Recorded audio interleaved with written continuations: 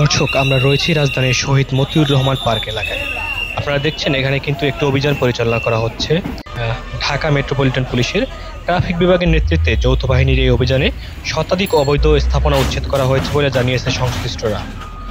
আপনারা দেখছেন স্থাপনাগুলোকে শুধু উচ্ছেদ নয়, এগুলোকে বুলডোজার দিয়ে ভেঙে গুঁড়িয়ে দেওয়া হয়েছে যাতে এই স্থাপনাগুলো আবার এখানে না বসতে পারে, এবং সেগুলোকে সিটি কর্পোরেশনের গাড়িতে করে নিয়ে যাওয়া হচ্ছে।